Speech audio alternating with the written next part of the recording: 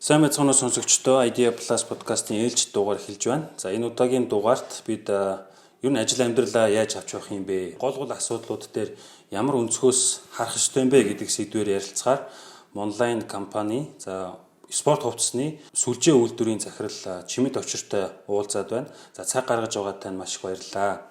За маш их баярлалаа. Бас танай энэ подкаст энэ сайхан ярилцлаганд урьж оролцуулсанд бас их баярлалаа. За тэгэхээр би тантай өнөөдөр бол яг хоёр үндсэн сэдвүүдээр төвлөрөхөөр болдоо гэтэр төлөвлөсөн. Үр хүүхэд болоод бизнесээ хэрхэн бойж болох вэ гэдэг сэдвээр. За эхлээд хүүхдээс эхлэе те. Тэгэхээр орчин үеийн одоогийн энэ технологи хөгжиж байгаа нийгмийн онцлог байдлыг аваад үзэхээр бид нар ер нь хүүхдүүдэд яаж хүмүүжүүлэх ёстой юм. За материалын юм бол мөнгөн л ойл бүгд бэлэн байна те. Гэтэл энд бид нар хүүхдүүдэд ер нь ямар хандлага суулгах ёстой юм бэ те. Энд дээр та ер нь ямар бодолтой явдаг вэ? Өөрийнхөө хүүхдийг яаж хүмүүжүүлдэг вэ? Энэ дээр бол хүний бодол бол өөр багтай. Би бол одоо мэдээж надаас миний бодлыг асууж байгаа болохоор би өөрийнхөө бодлыг хэлье тийм ээ. Бид нар ч бас ингээд нөгөө социализм үед хүмүүс шүү дээ. Тэр үед бол нийгмийг бол ер нь бүгдээрээ хамтдаа байх тийм ээ. Одоо орон бүхний пролетариат нэгтгэн одоо ингээд тийм үгнүүд байсан шүү дээ тийм. Тэгэхээр одоо өрөө байсан. Яг л тийм хүмүүжлэр хүмүүжсэн. Тэр тунд тохиолдож ямар нэгэн юм дээр бол нэг төрүүлэх нэг амжилт биенээс илүү гарах бос тийм ээ бүгдээ нийгэмд амьдарч байгаа юм чинь нэг орцонтой хүртэл тийм ээ бид нар хариуцлагатай орцныхаа эцэг их маань бол орцоо цэвэрлдэг бид нар бас тэр 12 айл орцныхаа бас ариун цэврийг бас хариуцаад үр хөвгтүүд нь бол муухай болох юм бол миний эцэг их яа шүү дээ гэсэн тиймэрхүү нэг нийгэмлэг бас бие биенээ хүндэлсэн тийм л орчинд өссөн л дээ. Тэгээ яг энэ ингээд одоо мэдээж өнгөрсөн одоо социализмын нийгэмд бол бас алдаатай ололтой бодлогууд байсан л баг тийм ээ. Гэтэ яг хүн болох нийгэм шиг гэдэг юм дээр бас их даваа талууд байсан юм аа. Бид нар авах ёстой юмнууд аваад үлдэх ёстой баг тийм ээ. Гэтэл одоо зах зээлийн үед ч юм бол тийм ээ энэ чинь хүн ямар мэрэгчлээ ямар дээд боловсролтой байна хамаагүй юу бүтээмж гаргасан ямар бүтээснээрээ тэрүүгээр одоо ажиллаж амьдрах одоо орлогыг одоо их усрыг бий болгож шүү дээ тийм ээ. Яг энэ дээрээс ингээл үзээд ирээд хүн одоо чаддаг юм хийгээл ингээл явах юм бол амжилтанд хүрэх юм байна гэдэг бол зах зээлийн нийгэм бол бидэнд ойлголцоо. Одоо яг энэ хоёрын хоорондыг бол одоо бид одоо яг энэ нэг шилжилт их удаа явагддаг юм байна. Яагаад гэвэл нэг энэ хүмүүс чинь одоо яг тэрүүгээр хүмүүс чинь одоо ингээл би дээд босолтой эсвэл одоо ингээл нэг тийм юмыг нэг төр засагт нэг бурууга тогсон те эсвэл энэ гिचсэн бол тэгсэн бол тэгэх байсан гэдэг биш өөртөө одоо хөдөлмөрлж өөртөө яахгүйгээр нэг тиймэрхүү одоо нэг яг тийм нэг дундын үе яваад байна л та. Тэгээд зах зээл бол та бол хөгсөн залуу дээд босолтой босолдгоо Харвард төгсөн ч бай юу бөөр сургалт төгсөөгүй ч бай та хөдөлмөрлөх юм бол та амжилтанд хүрэх юм бол бүтээмж гаргахад юм бол та сайхан амьдрнаа л гэсэн нийгэм шүү дээ. Тэгээд энийг л одоо ялан салгаад ойлгочих юм бол бас арай өөр өнцгөөс харагдах байх.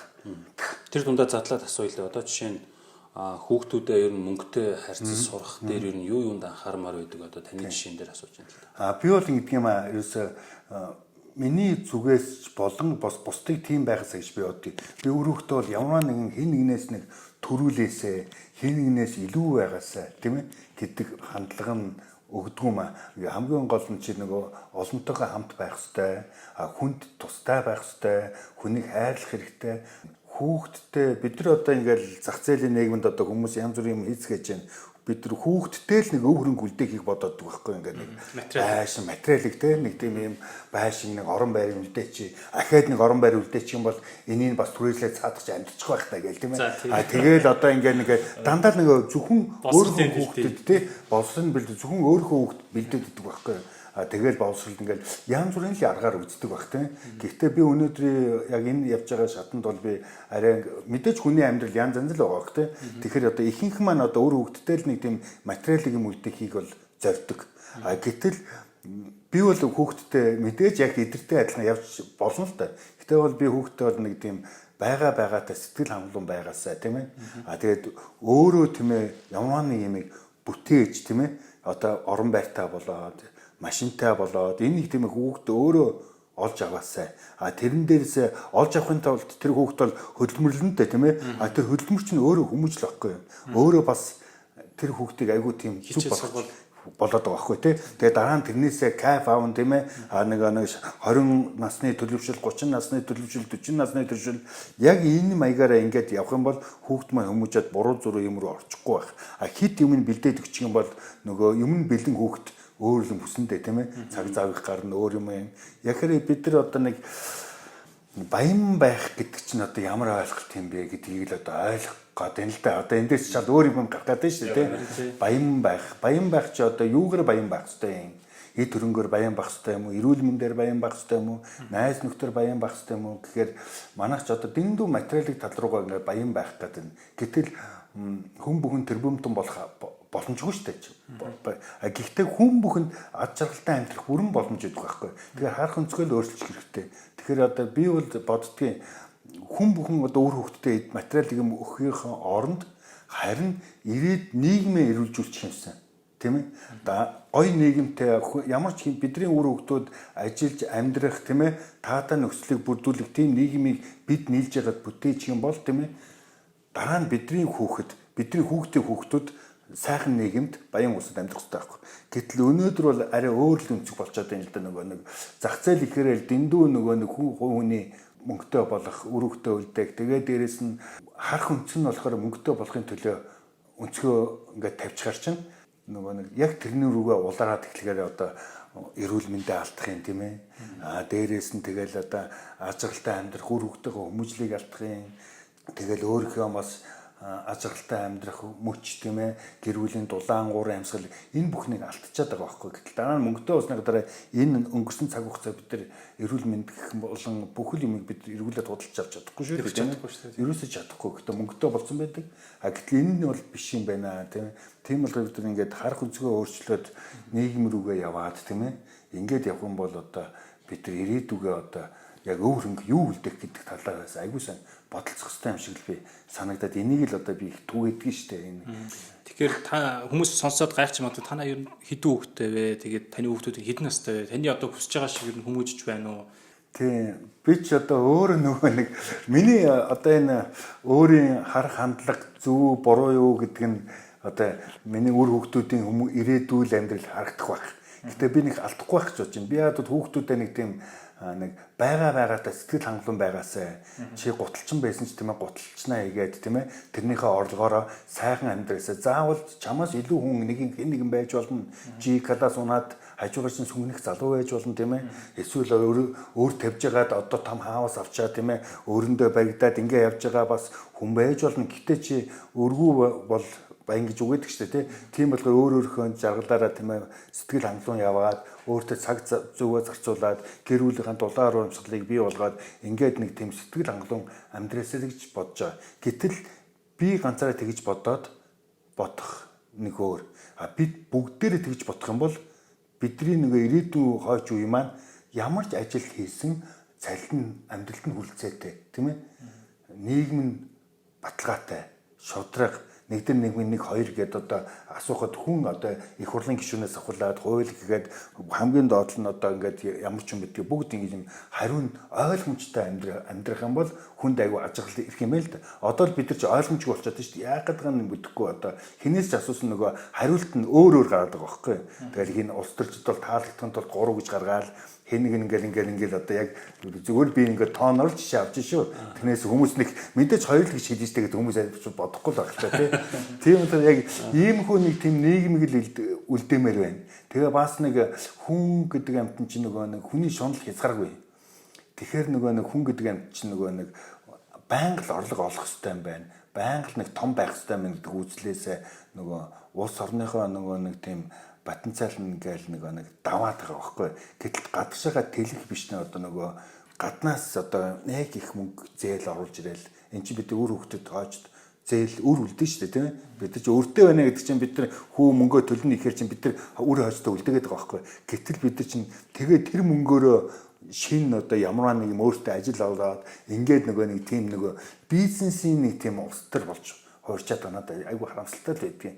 Таны хувьд бол яг нийгмийн хамгийн бага нэгж гэдэг гэр бүл дээр за ийм хандлагын асуудлууд байна те. Тэгээд өөрөө зөвхөн болоо зогсохгүй бусдад бас энэ зөв хандлагыг түгээе гэдэг өнцгөөс бол их нийгмийн одоо нийгмийнхэн сайн сайхныг бодсон өнцгөөс бол харж байгаа юм байна. Тэр ч утгаараа та одоо яг энэ сайн жишээнүүдээ бол өөрөө сошиал дээр нэлээд идэвхтэй түгээдэг. За сүүлд харж байхад бол хүүхдтэй насанд хүрээд өөрт нь данс нээж өгөөд өөрөө санхүүгээ удирдах тэр боломжийг нээж өгөөд за дээрэс нь өөрөө хүүтэйгээ бас фитнесээр аягүй сайн хичээлж байгаа зургуудаа ч гэсэн оруулж ирсэн. Хүмүүс их урам зориг авдсан байлаа гэж би ойлгосон. Тэгэхээр энэ мэд асуудлууд дээр бол хүн их анхаарах хэрэгтэй юм байна. За та бас түрүү дуржила. Ер нь ингээл амжилт гэлээдэг те мөнгө л гэдэг те материалын хэрэгцээндээ хүмүүс бас хитрхи автаад байгаа болов гэдэг юм бас юм зүйл байгаа шүү дээ. Та энийг яг ямар өнцгөөс нь хүн ер нь харуул зүгээр юм бол манай сонсогчид бас санаа өгөх болов уу гэж бас хараад байна л да. Тэгээ би ч бас алдаагүй алдсан л та. Нөгөө хүн чинь алдчихж ойлгох юм байна. Жишээ нь одоо би нэг 10 хэдэн 13 4 жилийн өмнө бүх бизнесмэнүүд тэр үед надад хэн ч хэлсэнгүй л дээ. Одоо хитрхи одоо нэг хүнд оногдох орон байрны талбай тийм ээ яг хэдүүрээ байр хэрэгтэй яг хэдэн метр квадрат танаа амбулт хэрэгтэй гэдгийг бас тооцоолох хэрэгтэй байна л да. Тэгээ тэр чинь тэр бүхний чинь цаана бас зардал гардаг санхүүгийн сахилах бат маш их юм болно л да. Гэтэл 13 4 жилийн өмнө ихэд л одоо тэр үеийн бизнесмэнүүд надад хинч хэлсэнгүй яг л яг л зах зээлээр л явж байна л да. Тэгэл бүгдээрээ л нэг хаустай болох хэрэгтэй гэж боддог байсан байх тийм ээ. Тэгэл Америкнаас гаргалал тэг хаустай болох хэрэгтэй гэж бизнесүүд хушуурч ирсэн. Гэтэл би одоо нэг зайсан 535 м квадрат хаус одоо талын бэлнээр өгөөл талын банкаар ягаал тэгэл хаус авч ирсэн. Гэтэ би хамбал дөрүүлэх нэ шүү дээ тийм ээ. Тэгэл яг би нөгөө тэнэглэсч дээ нөгөө надад бас хинч хэлсэнгүй. Одоо тэгэхээр би энийг хэлэх гээд юм л дээ. Гэтэл би тэр чинь 535 м квадрат хаус аваад тэр чинь 5 жил би нөгөө тал мөнгө төлөх гэж бас хүү төлж байгаа. Энэ чинь надад нөгөө маш их хичээл тэр үед бас хөөч өндөр байсан. Хүү өндөртэй бас их тэр чинь төлгийн төлд би бас амар их ажиллаж байгаа шүү дээ тий. Тэгэл яг үнэн бодит үйл дээр бүсэн чинь манай ам бол дөрүүлээ хэрнэ бид нар одоо зөвхөн цаанаг үсрээл нэг 120 м квадрат юм уу. За нэг 80-аас 100 м 120 м квадрат хангалттай байх байсан байгаа байхгүй. Гэтэл нөгөө би 10 хэдэн жил тэнд одоо зүгээр нэг хүнд харагдах тийм би хаусанд амьдардаг гэдэг харахт хүнцэг байдаг аахгүй. 13 жилийн өмнө надад хинч хэлсэнгүй шүү дээ. Энэ бол илүү л хэрэглээ эртлээ чигтгаа бас их зардал авчдаг гэж хэлсэнгүй. Гэтэл би тэр чинь хизээ хойно ойлгож байгаа хгүй. Би юу хийчвэ тийм ээ. Яагаад нэг бараг нэг авсныхаа 5 жилийн дараа ойлгож байгаа байхгүй. Би одоо энд амьдрахгүй, зарим өрөөнд нь орохчгүй. Бүр одоо ингээд энэ одоо тий бодолтой би хинч харагдахгүй. Гэтэ би энэ хүний чинь нөгөө ашигтын зардал өчнөө мөнгө төлж байгаа юм те. Ингээд нэг дөрүүлэх нь ямар тэр чинь ямар нэг өрөөгөө хүн түрээслэдтэй биш тийм ээ. Тэгэхээр яг ийм мэдлэн ийм алдааг бас битгий гаргаасаа яг энэ амьдрал дээр харах өнцгөө яг 20 насны 30 насны 40 насны төлөвшөл яг санхүүгийн сахилах бат яг өөрт юу хэрэгтэй юм тийм ээ яг хүнийг хүнд гоё харагдах биш гаднах өнцөг биш хүнд бас хэлүүлэхтэй гол биш хүн өөрөө өөртөө л айгүй боломжтой кайфтай амьдрах хэрэгтэй байна л да. Тэгээ бас санхүүгийн сахилах бат айгүй сайн төлөвлөх хэрэгтэй юм байна.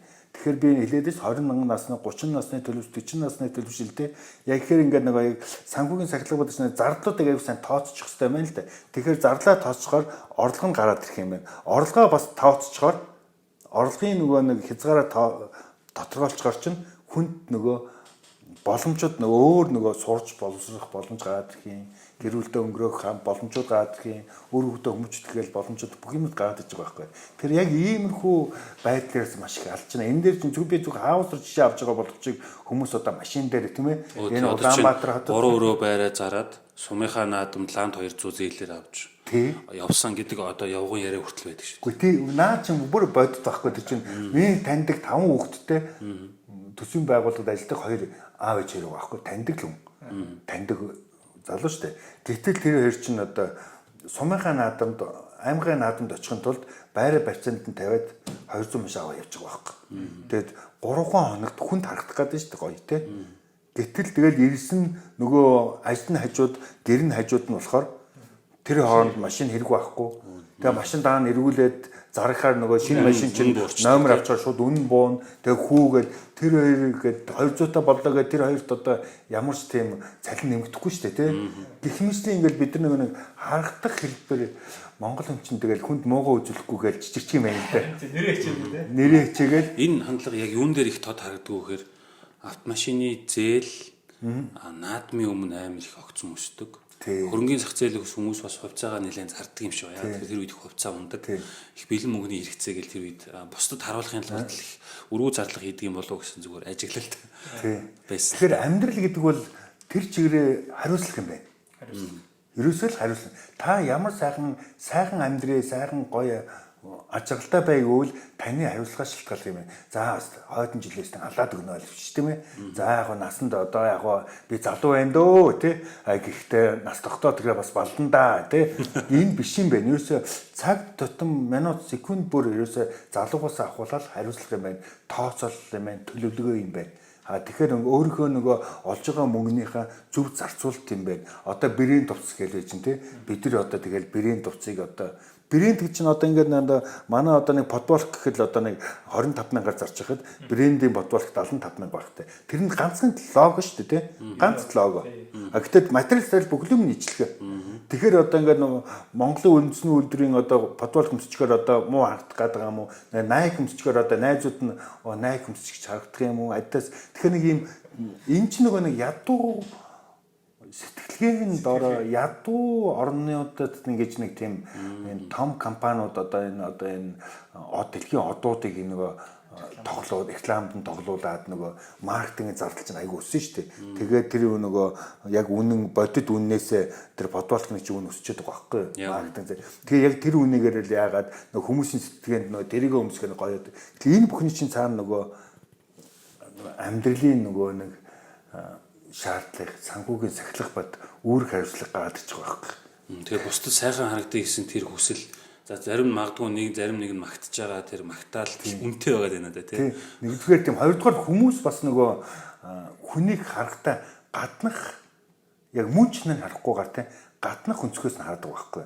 Одоо манай Америкт энэ дээр ингээ маань найз майзууд энд очиод нөгөө ажилдаа ингээд нэг гой атайхан уцлаа тэгээд нэг алтан бөгжээ алтан эмгэмгөө зүгээд ингээд зүйлт мөлтөө зүгээд нэг гой ингээд очихоор нөгөөдг нь чөнөөдөө ямар баяртай юу төрсөд бол ямар юутай чи нөгөөдөл нөгөө лаглаг баян уусуу чи нэг подболктой нэг шорттой сандалтаар байж идэг нөгөө лаг усууд чи гэтэл энгийн байдаг. Гэтэл энэ чинь бид нар нөгөө нэг хэрэглээ гэдэг чинь нөгөө нэг хэрэглээг айгуу сайн бодох хэрэгтэй. Тэгэхээр бид нар нөгөө нэг өргүү зардал маш их байна. Энэ бол айгуу чухал юм шиг хүний амьдрал айл гэрийн одоо санхүүд бол айгуу чухал юм байхгүй юу. Гэтэ зарим хөөхнөмдөд одоо дургүйсгэл бахалтай уучлаарай тийм ээ. Гэтэ сайхан харахтай байна гэл тийм. Гэтэл шинэ жил болгоноор бас шинэ палаж өмсөх зүг буруу юу те. Тэгэл би бол ажлынхантай хэлдэг штэ. Шинэ жил болохоор за таамад би нэг л үүрэг хариуцлага өгнө. Ямар нэгэн палаж ус мүсээ янз бүр болгоод тэр чинь 70-80 мянган ажилч чинь тий 70-80 мянган үсээ янзлан нүрэ бодон басна 30-40 мянган тэгээ шинэ балаасна 200-300 мянга гал тий энэ чинь нөгөө амьдралын нөгөө нэг ганц оройны баяран дээр л алчих гэдэг байхгүй. Гэтэл та нар байгаа гаараа өөртөө сайхан шүү. Тийм болохоор бүдрээ айгүй энгийн амьдрийгээд шинжлэх тохиолдохоор яалчгүй монголчууд нэг зөвхөнд нь суудсан болохоор бэлдээлэгдэх байхгүй. Тэгээ сүүлийн 2 жил би яаж хийдэг болсон гэж нөгөө би ажилтаа тэрэнд шинжлэлийн зардалт нэг 400-500 мянган өдрийн зардлыг би над хайрын санагдаад байна шүү дээ. Би өөрөө тийм хүн биш болохоор тэгэхээр одоо амралтанд явдаг болсон. Манай ажил өнгөрсөн жилээс яг тэгсэн. Амралтанд явал салхинд гараад амралтанд явал байга гой чөлөө тусаараа амралтанд явал тэндээ баярлаад тэндээ үнөө шалгаад тэгэл шагнаж магнаал тэгэл ингээл чинь заавал палаж өмсөх костюм чиг заавал шалах байхгүй шүү дээ. Яг үнэ тухтаа дулаах авцсан өмсөөл. Яг үнэ. Тэгээ бид нар чинь хамгийн тэнд баярлж чадж байгаа байхгүй. Нөгөө бүсгүүчүүд маань бид нар ирчүүч бас нөгөө шинжил гэж агих зардал гаргахгүй байгаа байхгүй. Энд чинь эргээд нөгөө амьдралд хэрэгцээтэй тийм ээ. Тэр нь харж байгаад монголчууд нөгөө нэг гар утасны зээлийг бас айгүй их авд юм байлээ. Тэг шинэ утас гарлаад бол тэгээ нөгөө хуучин солимор санагдал тий. Нэг найз нь авсан бол тэнд дээр төрөөссөн бизнесүүд бол айгүй их байна шүү дээ. Бараг л хүүгүү зээл мэл гэдэг. Тэгэхээр бид нар нөгөө нэг хүнжлийнхээ ирээр хүлээж ийн гэдэг чинь муухай хүч байхгүй юу? Энэ чинь хамгийн зөв үг байхгүй юу? Тэгээд одоо жишээ нь би одоо охиныхон Канадад 10 жилийн суралт өгсөн. Тэгээд би охиноо бол гадаад сургасан. Тэгээд Канадад 10 жил суралт төгсөөд би тэр хонхныхын байрд очисон чинь би өөрсдөө эцсэн. Би ихтэй би зүгээр амар хангаж очиагүй байхгүй. За Улаанбаатарт өмсдөг тэгээд нэг Сержиг Бэжжаг нэг өмд тэгээд нэг Маказаны өмсөд дотор хатайхан цамцтай тэгээд энэ дээр нэг цэцэг мүцэг шиг нэг кармант нэгээд зүгээр л нэг джентльмен манай жирийн залуучуудаа хувцстэй. Тэгээд би тэнд өмсөд очисон чинь яг тэнд нөгөө орж байгаа дуурч шиг нөгөө урлагийн яг тэдний нэг болчиход байгаа байхгүй. Гэтэл аав ээжүүд нь зүгээр ирээн цамц нэг джинс өмд нэг паруугаар гутал. Гэтэл тэд нар чинь нөгөө хичнээн саяын хаавсанд тэгээ өснөө ингээл тэгээд өмсөө тэгээд амьдралаа бүр төгнөлцөө усууд айжууд зүгээр нэг жирийн Монголд нөгөө гангарсан тий. Тэгээд би бодож илла. тэгэл манай охин хэлдэг байхгүй. Эдээд гар утасны номер хамаагүй, машины номер хамаагүй, ямар машин унах нь хамаагүй, машинаа шинээр аваад солих нь сонирн биш тий. Унжлал унж энэ аав энэ хэрэглээ гэдгийг бид нар аягуулсаа ойлгох хэрэгтэй байгаа л гэл. Тэгэл нэг гадшаа яваад аягих бүх юм ойлгох юм да. Тэгээ нэг энгийн эгэл амьдралын юм шиг тийм ээ. Яг нь маш том зүргээр нь харах юм бол тэр одоо капитализм хөгжсөн олон зуун жил болцсон орны хажууд манайх бас дөнгөж ороод хүмүүст бас энэ материалын зүйлүүд их сонирхон байгаа. Гэтэ хүмүүс эрт ухаарч чадах юм бол бас маш их санхүүгээ хэмнэж болох байхаа гэж одоо бас хараад байна. Яг энэ санхүү гэр бүлийн санхүүгээ хэмнэхээс гадна улс орны хэмнэлт болчих واخгүй. Тэр брендийн авахын тулд гадшаа урсж байгаа валют. Яг үнэ. Тэр том их машинуудын валют. Тийм ээ. Энэ их нөгөө хэрэглээний валют чинь гаршаага шууд урсж байгаа байхгүй. Энийгээ бид нэр цомгтгож чадах юм бол бид нар чинь урсах валютаа засаагаад дотоодын хэрэглээндээ ороод ингэж өвччих байгаа байхгүй. Тэгэхээр энэ нэг чинь нөгөө зардалтаар бид нар манай монголчууд алга мөнгө олж гинөө нэг зөх хэмжээний олцгооч байна. Гэхдээ бид нар нөгөө нэг зардалтаа алдаа хэрэглээндээ алдаад байна. Зардалтаа алдаад байгаа байхгүй. Тэгэхээр таны бизнесийн тухай бас асууя. Монлайн бол спорт хувцсны одоо сүлжээ ийм үйлдвэр байна. Ер нь бол сүүлийн үе зах зээл ямар байна вэ? Танах одоо яг энэ зардлаа зөв зарцуулах байдлаар одоо та бизнесээ удирдахдаа бас юун дээр анхаардаг вэ? Магадгүй бидрийг бас бизнес хийж байгаа болон хийхийг хүсэж байгаа залуучууд бас сонсч магадгүй. Та ер нь энэ яг ийм үйлдвэр байгуулад явна гэдэг замаа ер нь бас яаж олвоо те? Өөрөө бол маш дуртай, сонирхолтой учраас энэ ажлыг нэлээд сайн хийж байгаа гэж бодож байна. Яг мөнгөний төлөө гэж тийм өнцгөөс бас хараагүй гэж та өөрөө бас ярьж ирсэн шүү дээ. Тэгээ энийг бас нэлээд урд нь ярьж байсан л та нөгөө энэ хүн нэг яах юм бэ нэг хэрэглээг танаад өөрийгөө олоод нэг амьдралынхаа мөн чанарыг олоод ирэхээр нөгөө нэг орлогын хязгаар орлогын төлөө нэг их хүсгээ болчих юм. Тэгэхээр нөгөө нэг хит их орлогын хөөднөөс өсгөл юм бол нөгөө л нэг уралдаан болчих штэ тий. Тэгэл нөгөө нэг өөрийгөө мэдгээ байгаа л нэг орлогын хойноос өгч штэ. Тийм болохоор яг тэрийгэ мэдээд ойлгоод ингээд өөртөө цаг гаргаад ирэхээр нөгөө ажиллах цагийн хуваар нь гаад ирэх юм. Тэгэхээр нөгөө өөрт нөгөө сард олох орлогын хэмжээ нь дотроо болоод ирж байгаа байхгүй. Тэгэхээр би нэг 20 хүнтэй л нэг Мондан компаниг өөрийнхөө сонирхлоороо байгуулсан. Тэрэн дотроо нөгөө нэг манай сарын орлого тийм байх хэвээр тийм ээ. Тэрнээсээ би сард нэг 3-5 сая төгрөг надад олоход л болоо ашиг нь. Бусд нь ажлынхаа цалин өгөөд ингээд болоо. Ажилт маань бас нэг ажлынхаа цагаар ажиллаад илүү цаг ажиллахгүйгээр бас гэр оронтойгоо очиж бас ашигтай амьдралыг өнгөрөөх ёстой тийм ээ. Би өөрөө тийм чинь миний ажилт бас тийм болцсон шүү дээ. Тэгэл ингээд яг ийм өнцгөөс ингээд хараад нөгөө орлогын хязгаар тогтоогоод ирэхээр айгүйх боломжууд үсэж эхэлж байгаа байхгүй. Гэтэл тэрнээс ахуулаад нөгөө манай үйлдвэрийг гисэн маш их клиентүүд одоо 100-ны одоо манай үйлдвэрийг байгуулад Монголын зах зээлийн спорт хувцсны дөнгөж 15%-ийг л одоо 3 компани хангадаг байлаа шүү дээ. Гэтэл үлдсэн 85% нь одоо зөвхөн одоо гадны зах зээлийг байгаад байгаа. Импортыг тий. Гэтэл энийгээ бид нар авах хэрэгтэй байхгүй. Төвөнгүүд л ерөөсөө за одоо ерөөсөө болий. Би ганц өөрийгөө болж болохгүй мэн. Энэ бас зах зээлийг авах хэрэгтэй. Яагаад би загас байх аргыг бусдаа зааж өгч болохгүй үзэх гэдэг. Нэгэстээ бид нар ч нэг 15% дээр байж ч үлдсэн 85% гадныханд алдаж гадныханд найр тавьж одоо зүгээр хүчээр ирнэ. Бусдаасаа яагаад тарамлах хэрэгтэй юм бэ? Төвөнгүүд энэ зах зээлийг алдахгүй тулд нөгөө 21 аймагта зүгээр үн төлөвлөгөө би өөрөө 7 хоногийн сургалт явуулчих байгаа байхгүй. За 21 аймгийн одоо ажилчид одоо ажилгүй байгаа усуд ийм боломж байна. Та нар ингээд би танд үн төргөө 7 хоногийн боломж сургалтыг хийж өгье. Бүх юм үн төлөвлөгөө зааж өгье. Та нар манай салбар болоодох. Тэгээ бүгдээ нийлээд бараагаа тийм ээ хамтдаа татдаг болъё. Тэгвэл миний ашиг үеэгвэл бүгд нийлээд бараагаа хамтдаа татдаг юм бол бид нар одоо хямдхан бараа авах гэдэг. Тэгээд нэг дээрээс нь айгүй том үйлдвэр төр аддас нак үйлдвэрийн одоо тэр даваа үйлдвэрдэг үйлдвэрээс нь бид нар хямд бараа татах гэдэг. их хэмжээгээр татвал. Тэгэхээр энэ үн хямдрах гэдэг нь ийм боломжийг байна. Тэгэхээр бид нар зах зээл ийм байна. Тэгэхээр би бол энэ зах зээлийг танаас харамлахгүй. Та нар энэ зах зээл дээр яагаад гэвэл би аюул олон үнийг буцааж байна. Яг бол би нэг орлогын хязгаар тогтоосон болохоор тий орлогын хязгаар тогтоосон болохоор хин ч ирсэн би авахгүй шүү дээ. Авах юм бол би өөрийгөө зовоно, ажилтаа зовно шүү дээ, тийм ээ. Тэгэхээр нөгөө үйлдвэр томсгож болохгүй. Тийм чинь үйлдвэр томсгоор ч бас нэг савлгаатай шүү дээ, тийм ээ. Зарим сардаа тэр том үйлдвэрийг ажиллуулж чадахгүй бага байж болно тийм. Заримдаа бага байж болно, тий. Тэгэхээр энэ бүднээс бодоод төсгөө нөгөө нэг хараан зөв, зорилгон зөв, бодлон зөв болчоор юм дэлгэрчээ. Тэгээ бид нар чинь дандаа юмыг ашиг тооцооноос тийм ээ дандаа өөрт ашигыг харахын тулд тийм ээ ирээдүйн улс орныхоо ажлынхаа ард түмний бие биенийхээ ашигыг тооцохгүй зөвхөн бие төвтэй ашигаа тооцоочоор юм чинь хөгждөг юм байна л да. Нөгөө хүмүүс нь ч ингээд харддаг. Эхэндээ бол ойлгодгүй л эс манай салбарууд бол тийм ээ яг ямар ашигтай яг танах яагаад ингээд үнэ төлбөр зааж өгөөд яагаад салбар болох гэдэг яг юу танд ямар ашигтай юм бэ гэдэг. Надад ашиггүй. Би таанд ажил олж өгнө. Бид нар загас арга гаргаж зааж өгье. Бүгдээ хамтдаа нийлэх юм бол ийм ашигтай байна гэж. Тэгсээр бол одоо 21 аймагтаа салбар байгуулсан. Одоо 21 аймагаас бид нар нэг төрөмж татвар авдаггүй. Би угаасаа л надад миний Монголын энэ чинь над ойлгомжтой шүү дээ тий. Би орлогоо тогтоосон болохоор тэгэхээр нөгөөдөл 21 аймаг маань бас хөгжөөд ирчих байхгүй. Гэтэл одоо ингээл Монгол улсын 60-70% манай Монголын салбарууд бүгд одоо базаад эхэлж шүү дээ. Тэгэхээр одоо үл тэр чинь л энэ чинь л нөгөө Монгол хүний амжилт юм байна л да. Тэгээ ингээл яваад ирэхээр гэтэл бид нар чинь нөгөө нэг юунээсээ нөгөө манай Монголын Улаанбаатар хотын Монголын ажил буураагүй. Яг л хэвэндээ. Энэ ч л боломж тийм ээ. Төгшөө 30% зах зээл нь байж байна. Гэтэл манай монголчууд ч нөгөө юу яагаад гэвэл нөгөө ихэнхээ гадны зах зээлд тийм ээ. Гадаадын хүмүүст одоо гадны зах зээлд маяг гэж найр тавиад өгсөн юм. Өчүүхэн жижигэн хувь дээр хэдхэн компани байгаа нэ бие биетэйгээ үүсгээд ингээд өрсөлддөг.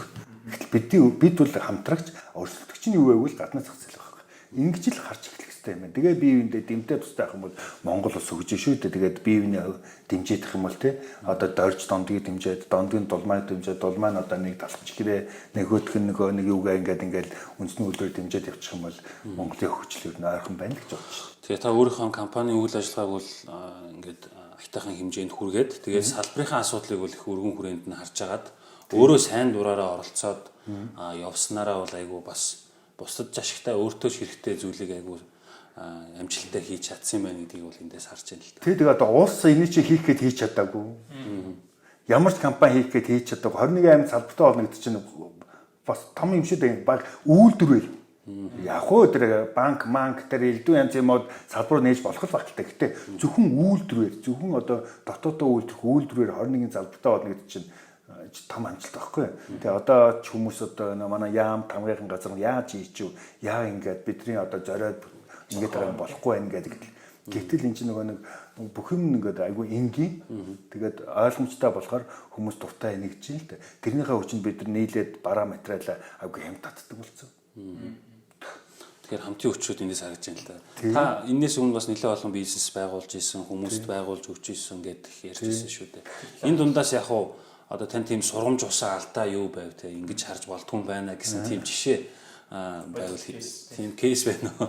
Тэгээ энэ дээр хэлэхэд ингээ яг хөө нөгөө нэг би чи өөрөө одоо ингээд нэг дүүдээ би нэг өлөнгийн цэг байгуулад би өөрөө өлөнгийн цэг байгуулсан айл дээр олон жилийн өмнө тэгээ дүүдээ өлөнгийн цэг байгуулад тэрийг аягуулсан ашигтай ажиллуулж агаад тэгээд тэрнээсээ дайвар түүхий. Тий, дайвар түүхий Герман руу гаргадаг бүхэл юмд нэг зохион байгуулад айгүй ашигтай ажиллуулж агаад тэгээ явж байгаа байхгүй. Тэгээд маа төссөн төлтэй.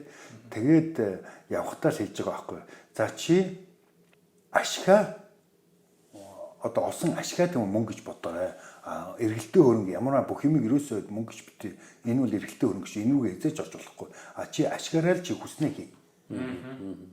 Ашиг гарах юм бол энийг л хүснээ хийгээч тэгээ захиж би чинь явна шүү дээ тий.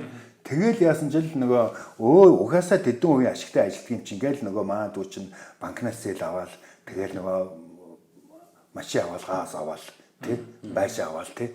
Тэгэл нөгөө банкнаас зээл аваад тэгэл тэр чинь хүний бизнес чинь доголдсон шүү дээ тий.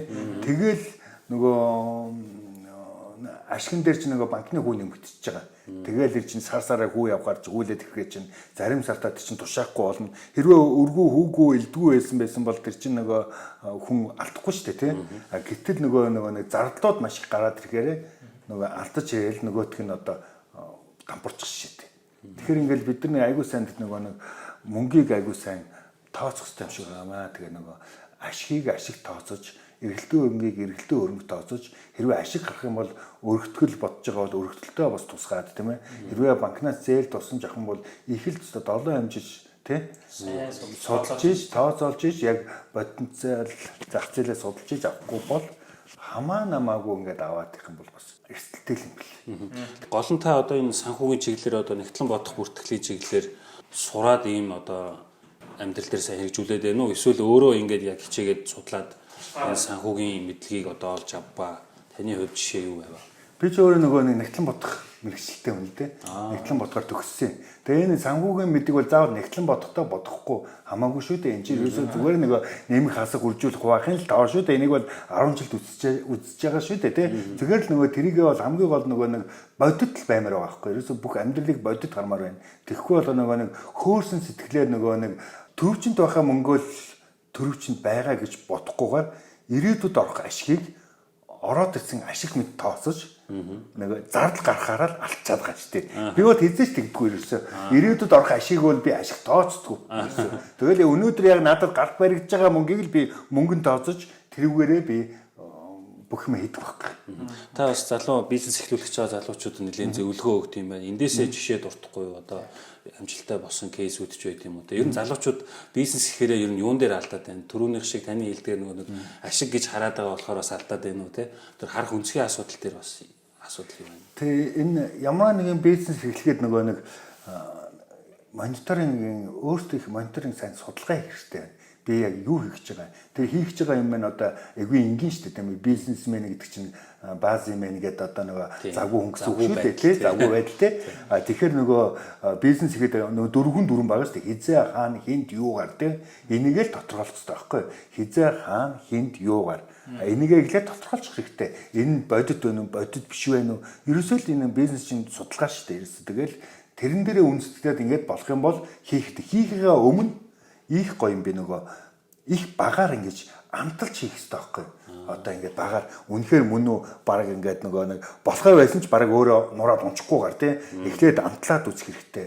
Амт нь боломжийн санагдаад тэгвэл ахаад нэг ахиухан болох хэрэгтэй тий. Ахаад ингээд нэг шатаар ингээд явахгүй болохоор манай залуучууд нөгөө гинт нөгөө том болох гээд шууд лифтэнд суучих гад аваачаад нөгөө зээл тусанж аваад бөөн бүтээгдэхүүн гараад тэр нөгөө зах зээл дээр нөгөө алдаа онон дээр нөгөө нэг бүтээгдэхүүн гарна уу гэхээсэн ш тийм ээ гинт шууд бүтээгдэхүүн гараад байхгүй шүү дээ тий. Тэр алдаа онооныхоо туршлагыг хоримтлахгүйгээр шууд гинт зээл аваад инхээрэл алдчихад байгаа байхгүй. Тэгээд энэ айгүй олон залуучуудад би ингээд зөвлөгөө өгдөг. Тэгээл нэг зөвлөгөө дагсан усууд нь гайгүй яваал тийм ээ зөвлөгөөгөө тэс өөрөөр явсан. Ингэн тэгнэ гэл одоо би зарим компаниудад бизнесийн зөвлөх хийдэг байтлаа тий. Тэгээд эн чинь ингэж болохгүй тэгэж болохгүй би чинь нөгөө нэг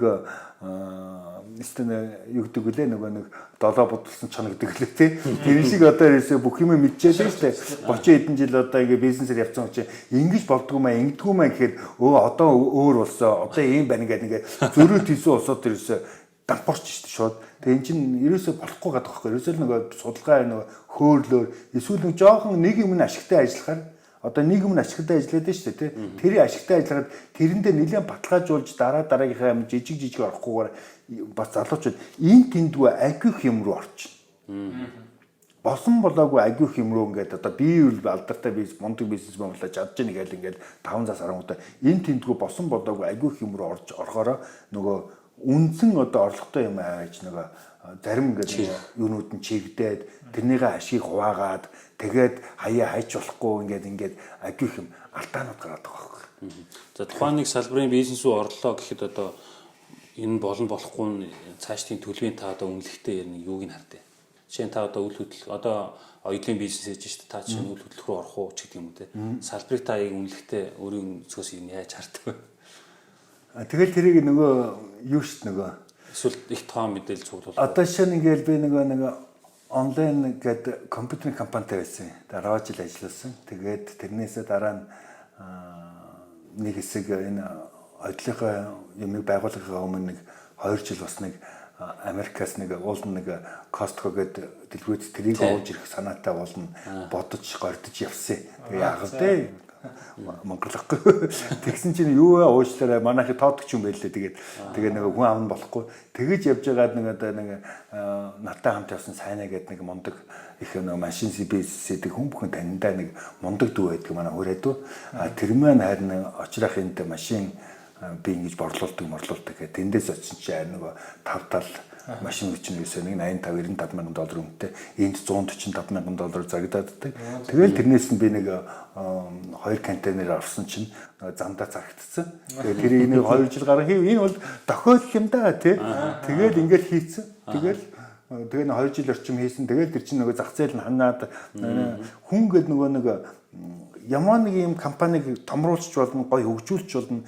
Болохгүй үед нь бас тэрнээсээ татгалзаж чаддаг байх хэрэгтэй. Зогсож чаддаг байх хэрэгтэй. Тэгэхгүй нөгөө тэрэндээ хайртай ч юм уу эсвэл ингээд өөшөө бүр болондоо гээд эсэр байгаад бүр ингээд алдгаснаа өмнө судалгаа хийж хагаад бойл зогсох үедээ бол зогсч хэрэгтэй байгаа шүү дээ. Хичнээн хайртай, хичнээн гоё охиныхоо нэрийг өгсөн компани байсан ч болно те. Хамаагүй шүү дээ те. Гэхдээ эдийн засгийн тооцоогоо үзэл зогсох үедээ бол зогсох хэрэгтэй, болох үедээ бол болох хэрэгтэй.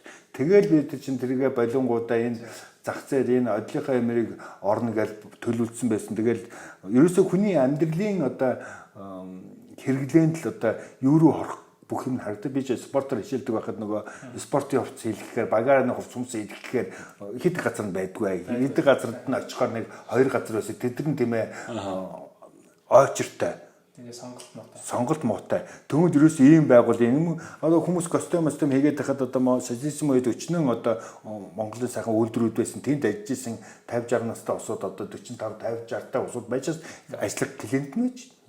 Материал нь хийх юм амархан ойлгомжтой. Хэдэн тоног төгрөмж нь оруулаад ингэ болчих юм байна гээл дотроо тооцоолоод нөгөө бизнес хийсэн хүн чинь тэгэл судалгаа хийгээд үйлдвэрч их ашигтай юм биш тэр чирээсээ тэгэл төгтггээл тооцоолоо хийгээд тэгэл энэ рүүгээ орсон. Тэгэл ороод ингээл явцсан. Эний дараа ажиллаж байгаа хугацаанд банк ус байгуулсан бас Synergy Finance гэдэг банк ус байгууллаа. Бас яг хөө тэгээд нэг 2 ихтэйгээ нэлээ банк ус байгуулад би захирлнуулаад тэгээд ингээ явсан. Тэгээ банк ус байгуулад ажилласан чи тэр бол ёстой нөгөө надад тохирохгүй юм бэлээ. Ерөөсөө миний хийх ажил биш вэ л ерөөсөө. Тэр чинь тэгээд хүү амт нөгөө мөнгө зээллээ. Мөнгө ядраа ингээд сандарсан хүн ирж мөнгө зээлнэ тэ. Тэгэхээр тэрэнд нь өргөдөөл цаа ингээд банкны үгээр ч юм арай жоо ахиу үгээр тэгэл өгчдөг. Тэгэл нөгөө хүмүүс чинь өгөхгүй нөгөө бас ингээд би эрсдэл үүснэ дэ асуудал гарнаа дэ. Тэвнгүүд нь жоохон гээл хүлээн нөгөө ингэн тэгэл зарай гэтээ алдагтай ажиллаагүй. Гэтээ мэдээж тэр чинь дандаа юм уус нэг боломжийг ингээд хүмүүс нэг боломж өгдөг банк ус ажиллаж байхдаа би нэг боломж өгдөг хүн заримдаа ашигтай ажиллана заримдаа хүүгээ төлн заримдаа хүүгээ төлж чадахгүй ч болно шүү дээ тий. Тэгэхээр нөгөө клиент гэдэг чинь надад оруулж байгаа хөрөнгө оруулагч байхгүй юу. Мэдээ тэр сайн ажиллаж иж надад хүүгээ төлнө шүү дээ тий. Тэгэхээр тэр боломжууд нь бас их өгдөг байсан. Гэхдээ яг хөө тэгэл нэг дээшээч биш доошооч биш ашигтай байсан. Гэхдээ энэ бол мөнгө хөөлнө гэдэг ажил бол миний нөгөө нэг мөн чанартууд ирсэн тохирохгүй мэлээ. Тэгээ би нэг жил ажиллуулаад тэгээ дараагийнхаа хүнд үлдээгээд яасан. Тэгээд уул нь тэр л болох байсан. Гэтэ бас болохгүй мэлээ. Тэгээд хүнд чинь бас тэр өндөр үедээ мөнгө хүзээлэх чинь өөрөө бизнес хийжсэн хүн чинь тэр хүүний зовлон мэдэн тий. Тэгээд ингээл харна чанга юм байлаа шүү дээ. Хүнээс хүндээ дандаа инээгээд тахаар бас нөгөө хүн чинь давраадын тий айгу хэцүү мэлээ шүү дээ. Тэгээд эдийн засагч явуулна ингэн тэгэн тэгэл бас айгу хүнд асуудал хэлээ. Тэгээд тэрнээсээ болсондоо айгу их баярлсан шүү дээ. Таны карьерийн хувьд их олон чухал маневрыг бол хийсэн юм байна. Тэгээ би нөгөө миний олон бизнес дотроос хамгийн одоо айгу гоё миний сэтгэлд хүрсэн хамгийн жаргалтай бизнес юу байсан хэлэх үү? Аялал жуулчлалын компани байсан. Ёо өстой жаргалтай байсан. Хүнээс гадаадаас үнээс мөнгөний авчин. Тэгээ ваучраар ингээд нөгөө жуулчны баазуудад ингээд ваучраар ингээд мөнгө хуваарлаад өгчин, жолоос нь мөнгө хуваарлаад өгчин. Ингээд тэгээ өөртөө үлдсэний авчин. Тэгээ бүх юм хариуцлагатай. Гэтэ нөгөө нэг тийм эн чинь зүгээр нь ингээд нэг одоо ингээд ярихад нэг амархан харагдаад байгаа зү. Гэтэ энэний чинь цаана айгүй хариуцлага байгаа ажил дүүргийн хүн бүхэнд ажил дүүргийн хувааруудыг нөхцөн баанаггүй судалгаан дээр төлөвлөн энэ чинь нөгөө нэг энтерпренерийн ажил байхгүй энэ бүх юм судалгаа тэгэл энэ бүхнийг хийгээл ингээд өөрөө бас хамт ингээд аялаад явчин те нөгөө энэ чинь эрсдэлгүй айгүй гоё юм бэл.